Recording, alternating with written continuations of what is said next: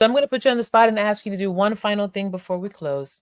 Speak to the leader. Like, I know that there are leaders that are listening and watching that resonate with what you have been sharing, what you've been teaching us today. And some of them are saying, okay, I know that I tend to react a lot.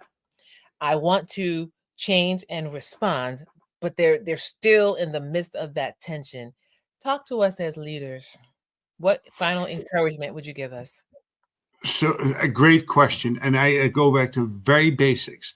Write a post-it note or maybe an A4 piece of paper with big letters on it. E plus R equals O. Keep it in your vision or your peripheral vision. Make it a daily reminder that this is the best way to live. Events are going to happen.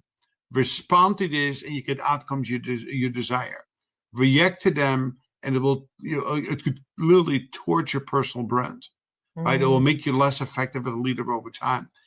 As they keep that in mind, I would encourage each one of them as they leave their office or if they make decisions, is that perform a self-evaluation.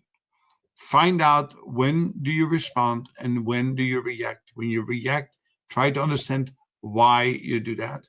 And then put yourself on a path of recovery, right? First, you need to admit that your life has become unmanageable. In other words, you are limiting yourself because you are very reactive by nature. So it's the first admission.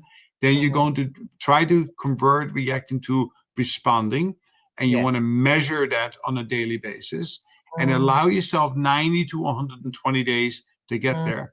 And the last thing I will say is this on that. You don't have to do it alone. Go get yourself a coach and a mentor in confidence that nobody needs to see it or hear it. Between two people, you can get all of this accomplished in short order, and you'll become that much more effective as a leader. Wow. This is awesome. And thank you so much, Walter, for this very real and practical conversation, wisdom, and advisement. So again, I know that there are leaders that they're like, okay, I need more of this, right? Tell us, how can we engage with you when this is over? So 3 ways of doing that. You can always connect with me on LinkedIn.